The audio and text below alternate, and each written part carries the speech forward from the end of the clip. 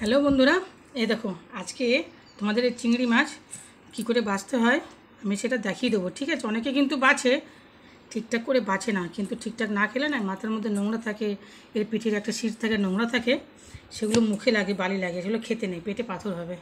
আমি তোমাদের দেখাচ্ছি। এই দেখো মাথাটা না এমনি করে চিপে দেবে, এই চিপে এই বার করলাম।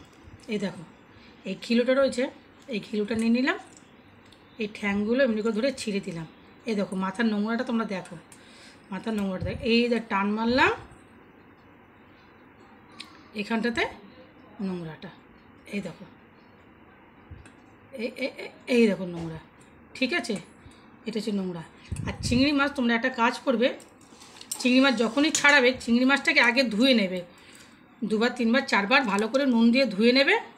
ধুয়ে নিয়ে জলটা ফেলে দিয়ে তারপর তোমরা ছাড়াবে। এই দেখো চিপে দিয়ে বার করে দিলাম। এইটা করতে হয় কি, এখানটায় একটু ছিঁড়ে দিতে লাগে, ছিঁড়ে দিয়ে নিয়ে এখানে একটা এই দেখো শিরা থাকে, এটা নোংরা থাকে, এটা না বালি কিচকিচ করে।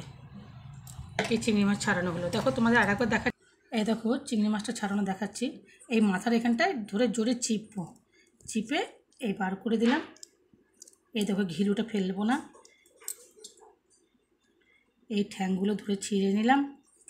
মাথার নোংরাটা তোমাদের দেখাচ্ছি, এটা ধরে টান দেবো। এই দেখো নোংরাটা, ঠিক আছে, এই নোংরাটা খায় না। এই দেখো নোংরাটা, এটা পুরো বালিতে ভর্তি। চিংড়ি মাছ সবসময় ধুয়ে নিয়ে ছাড়াতে হয়, কেননা ধোয়াটা আগে করে নিলে হয় কি, তাহলে এই ঘিলুগুলো বাদ যায় না। আর দেখো লেজার দিকটা এরকম জোরে চিপবে, বেরিয়ে গেল, দেখো সুন্দর।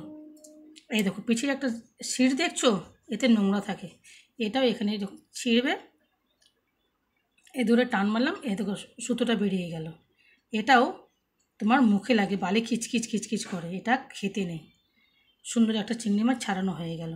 তুমি চিংড়ি মাছের পকোড়া করবে, কেউ ফ্রায়েড রাইস করবে, কি তুমি যে কোনো রান্নাতে দাও, এভাবে রান্না করবে। এই ঠ্যাংগুলো ছিঁড়ে নিলাম, মাথাটা চিপে বার করে নিলাম।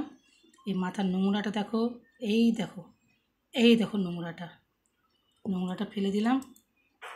এই ঠ্যাংগুলো ধরে ছিঁড়ে নিলাম, লেজাটার এখানটা ধরে জোরে চিপলাম, পুরো একদম খোসাটা বেরিয়ে গেল। এখানটা একটুখানি ছিঁড়ব, এই দেখো, এই দেখো সুতোর মতো নোংরাটা বেরিয়ে গেল। ব্যাস, চিংড়ি মাছ ছাড়ুন আমার কমপ্লিট। যার যার ভালো লাগলো, যে যে শিখতে পেলে আমাকে জানিও। আর এমনিভাবে কে কে ছাড়াও বা কে কে উপকৃত হলে সেটা আমাকে জানাবে। আর চ্যানেলটা সাবস্ক্রাইব করতে ভুলবে না, বুঝেছো, পাশে থাকবে, হেল্প করবে। ঠিক আছে, থ্যাংক ইউ।